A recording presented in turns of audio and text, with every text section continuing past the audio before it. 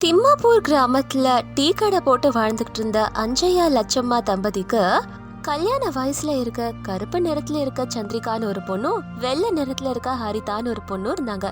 சந்திரிகா பெரியவ, ஹரிதா சின்னவ.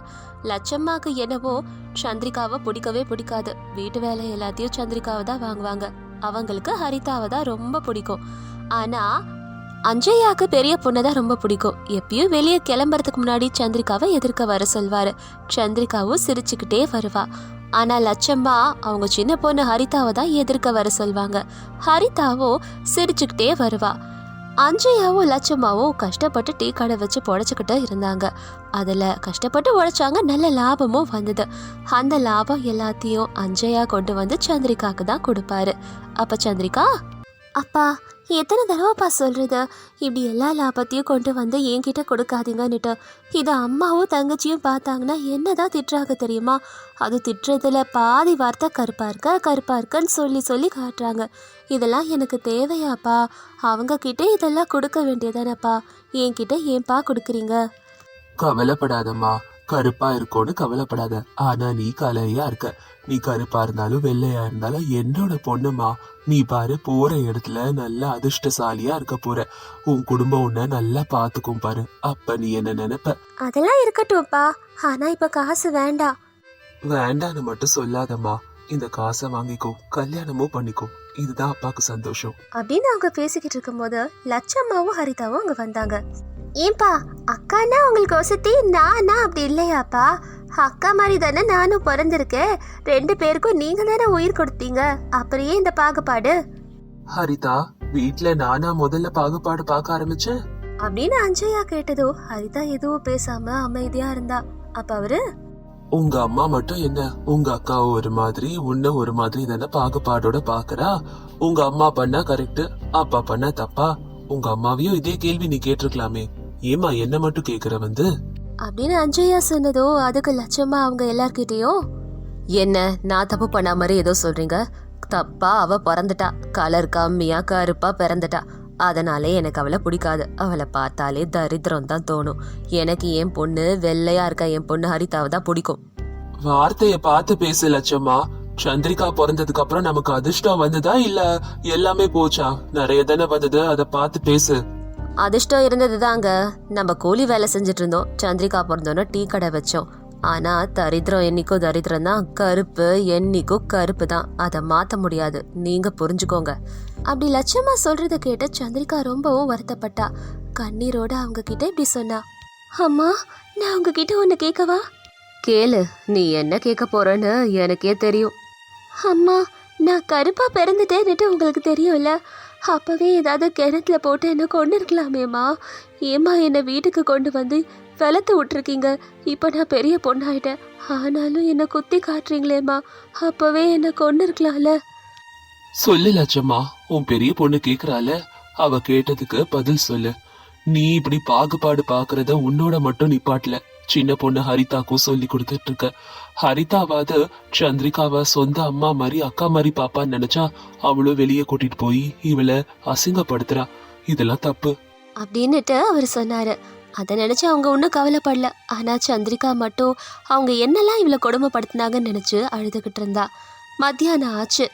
அப்போ சந்திரிகாவோட அப்பா டீ கடைக்கு கிளம்பிட்டு இருந்தாரு. அவர்கிட்ட சந்திரிகா வந்து, அப்பா கொஞ்சம் காசு தரீங்களாப்பா? காசா? எதுக்குமா காசு இப்போ உனக்கு? அது ஒன்றும் இல்லைப்பா, மேக்கப் கிட் வாங்க தான்ப்பா காசு கேட்குறேன். மேக்கப் போட்டுக்கிட்டா நான் தங்கச்சி ஹரிதா விட நல்லா இருப்பேன். அப்போ எல்லாருக்கும் பிடிக்கும்ல. என் பொண்ணு கேட்டு ஏதாவது வேண்டாம் நான் சொல்ல போறேன்னா என்ன? ராத்திரி வரும்போது பணம் எடுத்துட்டு வர. இந்த விஷயத்த உங்க அம்மா கிட்டயும் தங்கச்சி கிட்டயும் சொல்லாத அப்படின்னு அஞ்சையா சொல்லிக்கிட்டு இருக்கும் போது பால் டப்பாவோட ஹரிதா அங்க வந்தா. அப்பா, என்கிட்ட சொல்ல வேண்டிய அவசியம்லாம் இல்லை, ஏன்னா நானே கேட்டுட்டேன். அக்காக்கு நீங்க எவ்வளோ காசு தரீங்களோ அதை விட அதிகம் எனக்கு வேணும். அப்படி ஹரிதா சொன்னது கேட்ட அஞ்சையா, அம்மா அடியோ, உனக்கு இதை விட அதிகமாவா? அக்காக்கு கொடுத்தா எனக்கும் கொடுக்கணும்ப்பா. எனக்கு கொடுத்தா அக்காக்கு கொடுக்கணும்னு அவசியம் இல்லை. யாருக்கும் எதுவும் கொடுக்க மாட்டேன், நான் வேலைக்கு கிளம்புறேன். அப்படி சொல்லிட்டு அஞ்சையா வேலைக்கு கிளம்பி போயிட்டாரு. சந்திரிகா ஹரிதா ஒருத்தரை பார்த்துக்கிட்டு இருக்கும்போது அங்க லட்சம்மா வந்தாங்க. அவங்க, உன் கருப்பு மூஞ்சுக்கு மேக்கப் ஒன்று தான் குறைச்சல். சரி, வேலையை பாருங்க, 2 பேரும் பால் கிணத்தை எடுத்துட்டு போய் பால் எடுத்துட்டு வாங்க போங்க அப்படின்னு அவங்க சொன்னதோ ஹரிதா சந்திரிகா 2 பேரும் பால் வாங்குறதுக்காக பால் வைக்கிற இடத்துக்கு போனாங்க. அங்க இருந்த நவீனுக்கு ஹரிதாவை நல்லா தெரியும். அப்ப அவரு, பால் வாங்க வந்திருக்கியா ஹரிதா? ஆமா நவீன், 1/2 லிட்டர் கொடு. உடனே நவீனும் 1/2 லிட்டர் பால் அதுல ஊத்துனாரு. நவீன், எனக்கு ஒரு டவுட். கேளு ஹரிதா, என்ன டவுட்டு? பால் எதுக்கு வெள்ளையா இருக்கு? கருப்பு மாடு குடுக்கறதுனால பால் வெள்ளையா இருக்கு. அப்படி சொல்லிட்டு எகத்தாளமா பார்த்தாரு சந்திரிகாவை. சந்திரிகாக்கு பயங்கரமா கோவம் வந்தது.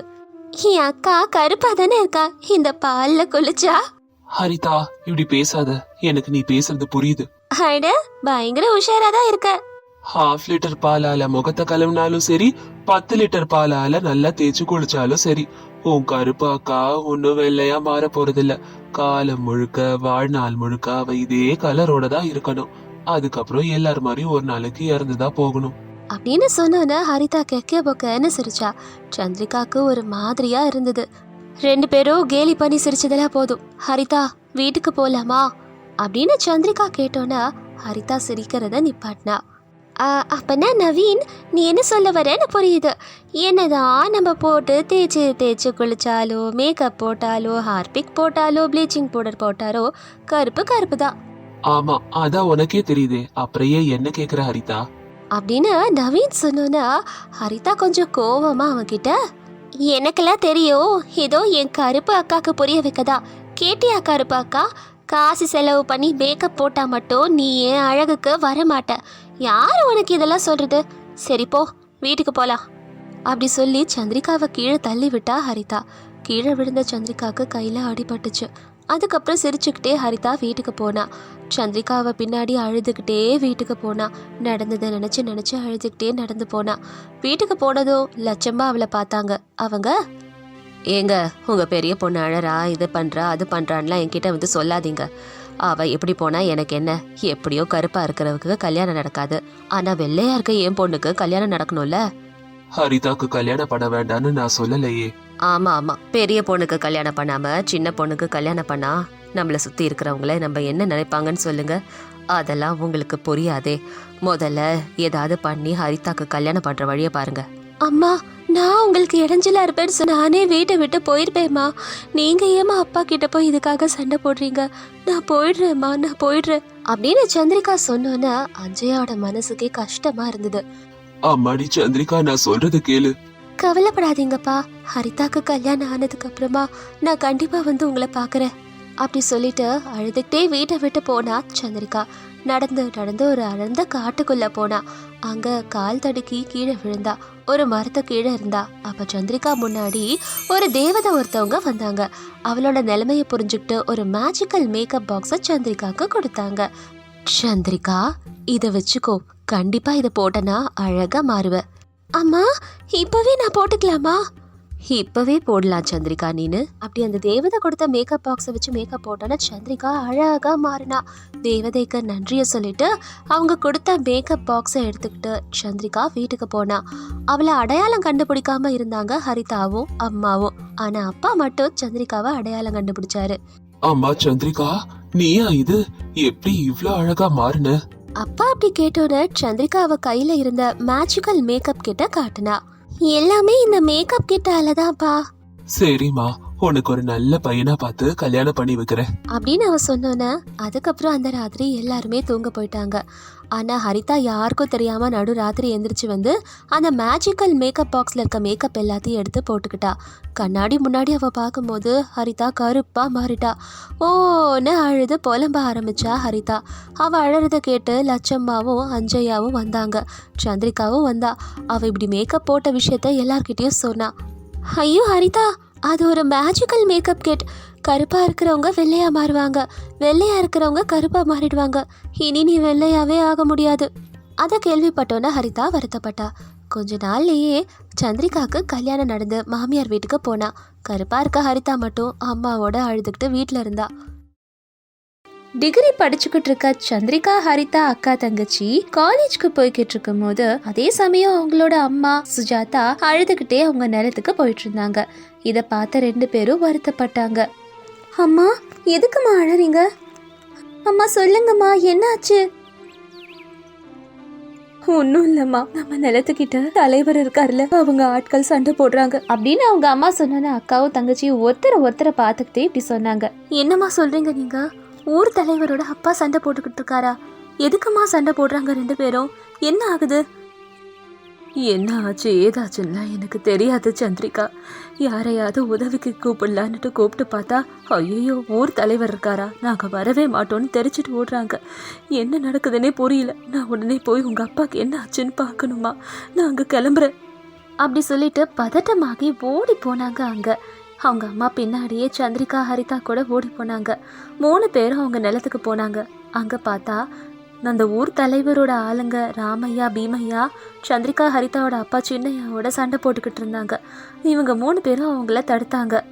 ரங்கையா மாமா, எதுக்கு எங்க அப்பாவை அடிக்கிறீங்க? இங்க பாருமா, உங்களோட அப்பா நிலத்துக்கு பக்கத்துல தான் அந்த ஊர் தலைவரோட நிலமும் இருக்கு. ஊர் தலைவர் ஐயா உங்க அப்பா நிலத்தை வாங்கிக்கிறேன்னுட்டு சொல்றாரு. ஆனா உங்க அப்பா தான் அதுக்கு ஒத்துக்க மாட்டேங்கிறாரு. எங்க நிலம் இதுலதான் நாங்க பொழைக்கிறோம்னுட்டு வாசனா எல்லாம் பேசுறாரு. ஒழுங்கா உங்க நிலத்தை ஐயா கிட்டே கொடுத்துருங்க, இல்லனா இப்படிதான் நாங்க உங்களை தொந்தரவு பண்ணுவோம். ஐயோ, அப்படி எதுவும் செஞ்சிடாதீங்க மாமா, நான் எங்க அப்பா கிட்ட பேசுறேன். ஆமா மாமா, நாங்க அப்பாவை முதல்ல வீட்டுக்கு கூட்டிட்டு போய் என்ன நடக்குதுன்றத கேட்டு தெரிஞ்சுக்கிறோம். அது வரைக்கும் கொஞ்சம் இருங்க அப்படின்னு சந்திரிகாவும் ஹரிதாவும் கெஞ்சிக்கிட்டு இருக்கும் போது சின்னையா அவங்க நடுவுல வந்து பேசினாரு. ஹரிதா சந்திரிகா, எதுக்கு அவனுங்க கிட்ட எல்லாம் கெஞ்சிக்கிட்டு இருக்கீங்க? அதெல்லாம் என் நிலத்தை யாருக்கும் நான் எழுதி தர மாட்டேன், காசுக்கும் விற்க மாட்டேன். அவங்களால என்ன பண்ண முடியுமோ பண்ணட்டும். இங்க பாரு சின்னையா, நாங்க சொல்ல வேண்டியதை சொல்லிட்டோம். அதுக்கப்புறம் எல்லாம் இஷ்டம். தலைவர் என்ன பண்ணுவாருன்னு தெரியும்ல. நீ இல்லனா உன் குடும்பத்தோட நிலைமை என்னன்னு யோசிச்சு பாரு. நீ என்ன வேணா பயமுடுத்தினாலும் நான் அதுக்கெல்லாம் இறங்க மாட்டேன். நிலத்தை தர முடியாது. அம்மாடி, உங்க அப்பாவை வீட்டுக்கு கூட்டிட்டு போய் கொஞ்சம் புத்தி சொல்லுங்க, அவரை மாத்த சொல்லுங்க அப்படின்னு ராஜையா பீமையா சொல்லிட்டு அங்கிருந்து போயிட்டாங்க. கொஞ்ச நேரம் கழிச்சு அவங்க அப்பா சின்னையாவை மரத்து கீழே உட்கார வச்சு 3 பேரும் இப்படி கேட்டுக்கிட்டு இருந்தாங்க. அப்பா, இப்ப சொல்லுங்கப்பா, நிலத்துக்கிட்ட என்னப்பா நடந்துச்சு? நம்ம நிலத்தை கம்மியான விலைக்கு விற்க சொல்லி தலைவர் அவங்க ஆளுங்களை அனுப்பி இருக்காருமா. எதுக்குப்பா அப்படிலாம் பண்றாரு? பக்கத்துலயே அவரோட நிலம் இருக்குல்ல, அவரோட நிலம் அங்க இருக்கும் போது நம்ம நிலம் இருக்கிறது அவருக்கு பிடிக்கல போல இருக்கு. இதெல்லாம் வேணும்னே தான் அவரெல்லாம் செஞ்சுக்கிட்டு இருக்காரு. நம்ம பொழப்புல மண்ணலி போடுறாரு. சரி விடுங்கப்பா, நம்ம வேணா அவரை போலீஸ் ஸ்டேஷன்ல போய் கம்ப்ளைண்ட் பண்ணலாம். ஆமாப்பா, போலீஸ் கண்டிப்பா நமக்கு நியாயத்தை தான் செய்வாங்க அப்படி சந்திரிகாவும் ஹரிதாவும் சொன்னதுக்கு அப்புறமா சின்னையாவும் சரின்னு ஒத்துக்கிட்டாரு. 4 பேரும் அதுக்கப்புறம் கிளம்பி வீட்டுக்கு போனாங்க. வீட்டில் போய் ஸ்விட்சை போட்டாங்க சுஜாதா. ஆனா கரண்ட் வரல. பக்கத்துல இருக்க எல்லாருக்கும் கரண்ட் இருந்தது. இவங்க வீட்டுக்கு மட்டும் இல்லாததை பார்த்து இதெல்லாம் ஊர் தலைவரோட வேலைன்னு புரிஞ்சுக்கிட்டாங்க. அப்புறமா விளக்கு ஏற்றி அந்த விளக்கோட வெளிச்சத்திலே சமைச்சாங்க சுஜாதா. பொண்ணுங்க 2 பேரும் அப்பாவை சமாதானப்படுத்தினாங்க. 4 பேரும் விளக்கு வெளிச்சத்திலே சாப்பிட்டுட்டு அன்னைக்கு ராத்திரி தூக்கிட்டாங்க. அடுத்த நாள் காலையில விடிஞ்சுது. சந்திரிகா அவங்க அப்பாவை கூட்டிக்கிட்டு அந்த ஊர்ல இருந்த போலீஸ் ஸ்டேஷனுக்கு போனா. நடந்த எல்லா விஷயத்தையும் எஸ்ஐ கிஷோர் கிட்ட விவரமா சொன்னா சந்திரிகா. அவர் 10 நிமிஷம் ஊர் தலைவரோட போன்ல பேசிட்டு இப்படி சொன்னாரு சந்திரிகா கிட்டயும் அவங்க அப்பா கிட்டயும். அப்படியா ஐயா, இப்படி எல்லாமா பண்ணிருக்காங்க? இவங்க கதைய நான் பாத்துக்கிறேன். கிஷோர் சின்னையாவை ஜெயில போட்டாரு. சார், என்ன சார் நியாயம் கேட்டு வந்து எங்க அப்பாவை லாக்கெட்ல போட்டீங்க? என்னமா, உங்க அப்பா அந்த ஊர் தலைவரோட நிலத்தை ஆக்கிரமிக்க பாக்குறாராமே. இவரை ரொம்ப நாளா நாங்க தேடிக்கிட்டு இருந்தோம். இப்ப கிடைச்சிட்டாரு. அவரை வந்து மாட்டும் போது நாங்க விடுவோமா? போய் லாயரை பாரு, அவரால மட்டும்தான் உங்க அப்பாவை பெயில் எடுக்க முடியும் அப்படி சொல்லிட்டு சந்திரிகா கிட்ட ஒரு விசிட்டிங் கார்டை கொடுத்தாரு அந்த கிஷோர். சந்திரிகா அந்த விசிட்டிங் கார்டை ஒண்ணுமே தெரியாம பார்த்தா. என்ன பண்றதுன்னே அவளுக்கு புரியல. ரொம்ப வருத்தத்தோட வீட்டுக்கு போய் நடந்த எல்லாத்தையும் சொன்னா சந்திரிகா. சுஜாதா ரொம்ப ரொம்ப வருத்தப்பட்டாங்க. அக்கா, என்னக்கா பண்ண போறோம் இப்போ? நம்ம இப்ப லாயர் கிட்ட தான் போகணும் அப்படி சந்திரிகா ஹரிதா அதுக்கப்புறம் சுஜாதா 3 பேரும் லாயர் சுதாகரை பார்க்க வந்தாங்க. நடந்த எல்லாத்தையும் அவர்கிட்ட சொன்னாங்க. அப்ப சுதாகர், இங்க பாருங்கம்மா, லாயர் ஃபீஸே கொஞ்சம் அதிகமா தான் ஆகும். போய் முதல்ல காசு ரெடி பண்ணிட்டு வாங்க. 3 பேரும் என்ன பண்றதுன்னு தெரியாம வீட்டுக்கு வந்தாங்க. சுஜாதா ஒரு டாக்குமெண்ட்டை சந்திரிகா கிட்ட கொடுத்தாங்க. அப்ப சந்திரிகா, அம்மா என்னம்மா, இதை வச்சு பணம் வாங்கிட்டு வரணுமா? எதையும் வச்சு பணம்லாம் வாங்க வேண்டாமா, நம்ம நிலமா அந்த மாதிரி. இது நம்ம நிலத்தோட பத்திரம் தான். இதை கொண்டு போய் அந்த ஊர் தலைவர்கிட்ட கொடு. அப்பா ஜெயில இருந்து வந்ததுக்கு அப்புறம் 4 பேரும் வேற ஏதாவது ஊருக்கு போலாம். அங்க கூலி வேலை செஞ்சாது பொழைச்சுக்கலாம். இங்க இருந்து நம்ம போலாமா? இதான் நமக்கு நல்லது. அப்படின்னு அவங்க அம்மா சொன்னோன்னா அந்த பத்திரத்தை எடுத்துக்கிட்டு அக்காவும் தங்கச்சியும் அந்த ஊர் தலைவரோட வீட்டுக்கு வந்தாங்க.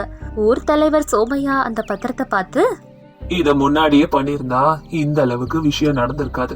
நீங்க போங்க, உங்க அப்பா வீட்டுக்கு வருவாரு, போங்க இங்க இருந்து அப்படி சொல்லிட்டு உள்ள போயிட்டாரு சோமையா. அதுக்கப்புறம் அக்காவும் தங்கச்சியும் வருத்தத்தோட வீட்டுக்கு போனாங்க. அப்படியே சாயந்தரம் ஆச்சு. ஜெயில இருந்து சின்னையா வீட்டுக்கு வந்தாரு. அன்னைக்கு ராத்திரி எல்லாரும் கொஞ்சம் நிம்மதியா தூங்குனாங்க. அக்காவும் தங்கச்சியும் தூங்குனாங்க. அடுத்த நாள் காலையில விடிஞ்சதும், அப்பா நான் போலீஸ் ஆகணும்னு நினைக்கிறேன்ப்பா. அப்பா நான் லாயர் ஆகணும்னு நினைக்கிறேன். நல்லதுமா, நல்லது. நடக்கிற அநியாயங்களை இந்த மாதிரி பெண்கள் தான் தட்டி கேட்கணுமா? ஒரு பொண்ணு போலீஸ், இன்னொன்னு பொண்ணு லாயர், கேட்கவே பெருமையா இருக்குமா? இனிமேல் நம்ம வாழ்க்கையில எந்த அநியாயம் நடந்தாலும் என் பொண்ணுங்களே தட்டி கேட்பாங்கன்ற நம்பிக்கை இருக்கு. எனக்கு மட்டும் இல்ல, அப்பாவிகள் தண்டனை அனுபவிக்க கூடாதுமா. இதான் இந்த அப்பா ஆசை. கண்டிப்பாப்பா, நமக்கு நடந்த அநியாயம் வேற யாருக்குமே நடக்க கூடாதுப்பா. அப்படி முடிவெடுத்த அக்கா தங்கச்சிங்க அம்மா அப்பாவை ஊர்ல விட்டுட்டு பட்டணத்துக்கு கிளம்பி போனாங்க. ஒரு சின்ன ஹாஸ்டல்ல 2 பேரும் தங்கிட்டு இருந்தாங்க. சந்திரிகா போலீஸ் ட்ரைனிங்ல ஜாயின் ஆவனா. ஹரிதா லாயர் படிக்க லா காலேஜ்ல சேர்ந்தா. காலையில சாயந்தரம்னு ரன்னிங் ஜாகிங்னு எல்லாமே ப்ராக்டிஸ் பண்ணா சந்திரிகா. லால சின்ன சின்ன செக்ஷன்ஸ் கூட மனப்பாடம் பண்ணிக்கிட்டு இருந்தா ஹரிதா. ஊர்ல அம்மா அப்பா கூலி வேலை செஞ்சு பொண்ணுங்களுக்கு காசு அனுப்பி வச்சிருந்தாங்க படிக்கிறதுக்காக. இப்படியே கொஞ்ச நாட்கள், மாதங்கள், வருடங்கள் கடந்தது. ஒரு நாளைக்கு ரங்கையா சின்னையாவை பார்க்க வந்திருந்தாரு. ஏண்டா சின்னையா, இப்படி கூலி வேலை செய்யுத, இவ்வளவுதான் காசு வரும், அதுல எப்படி பெரிய பொண்ண போலீஸ் ஆக்குவ? சின்ன பொண்ண வேற லாயர் ஆக்க போற, எப்படிடா முடியும் இதெல்லாம்? என் உடம்புல கடைசி சொட்டு ரத்தம் இருக்க வரைக்கும் நான் உழைப்பேன். எப்படியாவது என் பொண்ணுங்களை ஒரு போலீஸா ஒரு லாயரா ஆக்கியே காட்டுவேன். சாப்பிடுறதுக்கே உனக்கெல்லாம் வழி இல்ல, இதுல பொண்ணுங்களை போலீஸ் ஆக்குற, லாயர் ஆக்குறியா? எங்க இருந்து ஆக்க போற நீ எல்லாம்? கண்டிப்பா என் பொண்ணுங்களை ஒரு போலீஸா லாயரா ஆக்கியே காட்டுவேன். அவங்க வளர்ந்து பெரிய ஆளா சாதிக்கும் போது தெரியும் நான் எப்படி வளர்த்திருக்கேன் என் பொண்ணுங்களன்னு. ஏண்டா முட்டாளே, வளர்ந்த பொண்ணுங்களை கல்யாணம் பண்ணி மாமியார் வீட்டுக்கு அனுப்புறத விட்டுட்டு போலீஸ் லாயர்னு ஆக்க பாக்குற, தேவையா அதெல்லாம்? இப்படி எங்களை அவமானப்படுத்துற மாதிரி எங்களை புகழ்ந்து தள்ளுற நாட்களும் கண்டிப்பா வரும் அப்படின்னுட்டு ரங்கையா அவனை அவமானப்படுத்திட்டு அங்கிருந்து போயிட்டாரு. கூலி வேலை செய்யற சுஜாதாவும் சின்னையாவும் வீட்டு திண்ணையில உட்காந்து பேசிக்கிட்டு இருந்தாங்க. என்னங்க, நம்ம பொண்ணுங்க கிட்ட இருந்து ஃபோன் கால் வந்தே 10 நாள் ஆகுதுங்க. நம்ம பட்டணத்துக்கு போய் அவங்கள பார்த்துட்டு வந்துருவோங்க. இல்ல, நம்ம இங்கதான் இருக்க போறோம். என் பொண்ணுங்க படிச்சு லாயரா ஒரு போலீஸா வந்து இங்க சாதிச்சு காட்டணும். நம்மள ஏகத்தாளமா பேசினவங்க முன்னாடி நான் நிமிர்ந்து வாழ்ந்து காட்டணும். என் குழந்தைங்க எனக்கு பெருமையை சேர்த்து தருவாங்க அப்படின்னு அவங்க பேசிக்கிட்டு இருக்கும் போது ஒரு ஆட்டோ ஒன்று வந்தது அவங்க வீட்டுக்கு. அதுல இருந்து போலீஸ் ட்ரெஸ் போட்டு சந்திரிகா இறங்கினா, லாயர் ட்ரெஸ் போட்டு ஹரிதா இறங்கினா. அவங்கள பார்த்தா அம்மா அப்பா ரொம்ப ரொம்ப சந்தோஷப்பட்டாங்க. அப்பா சந்திரிகா, அப்பா நான் போலீஸ் ஆயிட்டேன், தங்கச்சி லாயர் ஆயிட்டாப்பா. ரொம்ப ரொம்ப சந்தோஷமா. என் பொண்ணுங்க படிச்சு பெரிய ஆள் ஆயிட்டாங்க. ஒருத்தி போலீஸ், ஒருத்தி லாயர். பெருமையா இருக்குமா? ஊர்ல நம்மள எவ்வளவு பேர் ஏகத்தாளமா பேசியிருப்பாங்க. ஆனா இப்ப அவங்க எல்லாம் நம்மள புகழ்ந்து பாராட்டுற நேரம் வந்துருச்சு. என் பொண்ணுங்க சாதிச்சுட்டாங்க. என்னங்க, இப்ப ஊர்ல எல்லார்கிட்டயும் சொல்ல போறீங்களா? ஆமா ஷாமலா, நம்மள பார்த்து சிரிச்சவங்களுக்கு நான் காட்டணும்ல என் பொண்ணுங்கள. அப்பா, எனக்கு நம்ம ஊர் போலீஸ் ஸ்டேஷன்ல போஸ்டிங் போட்டிருக்காங்க. சந்தோஷமா இருக்குமா? அப்பனா நம்ம நிலம் நமக்கே வந்துரும்ன்ற நம்பிக்கை வந்துருச்சு எனக்கு. சின்னையா சந்திரிகா ஹரிதா 2 பேரையும் கூட்டிக்கிட்டு ஊரு முழுக்க சுத்திக்கிட்டு இருந்தாரு. அவங்கள பார்த்து சின்னையா, யாரும் என்ன பார்த்து பயப்பட வேண்டாம். என் பொண்ணுங்களை பாத்தீங்களா, நான் வளர்த்த ஆளாக்கிட்டேன். ஒரு பொண்ணு போலீஸ், சின்ன பொண்ணு லாயர். யாருக்கு எந்த பிரச்சனை வந்தாலும் இனி என் பொண்ணுங்க இருப்பாங்க. என் பெரிய பொண்ணுக்கு நம்ம ஊர் போலீஸ் ஸ்டேஷன்ல தான் போஸ்டிங் போட்டிருக்காங்க. சின்ன பொண்ணு டவுன்ல ஹைகோர்ட்ல லாயரா இருக்கா. எந்த பிரச்சனையா இருந்தாலும் என் பொண்ணுங்க இருக்காங்க உங்களுக்கு. ஆமா, எங்க அப்பா சொல்றது உண்மைதான். யாருக்கு எந்த பிரச்சனையா இருந்தாலும் போலீஸ் ஸ்டேஷனுக்கு வந்து சொல்லுங்க அப்படின்னு சொன்னா சந்திரிகா. அதுக்கப்புறம் 3 பேரும் சேர்ந்து போலீஸ் ஸ்டேஷன் வந்தாங்க. நியாயமா, நேர்மையா, தர்மத்தோட வழியை பின்பற்றி வாழணும், நடக்கணும் அப்படி சொல்லிட்டு போனாரு சின்னையா. அக்கா தங்கச்சி 2 பேருமே யார் யாரெல்லாம் நியாயம் கேட்டு வராங்களோ அவங்களுக்கு எல்லா விஷயத்திலயும் உதவிகளை செஞ்சாங்க, நியாயம் வாங்கி கொடுத்தாங்க. ஊர் தலைவர் கிட்ட இருந்து அவங்க நிலத்தோட டாக்குமெண்ட்டை வாங்கினா சந்திரிகா. அதை பார்த்து அம்மா அப்பா சந்தோஷப்பட்டாங்க.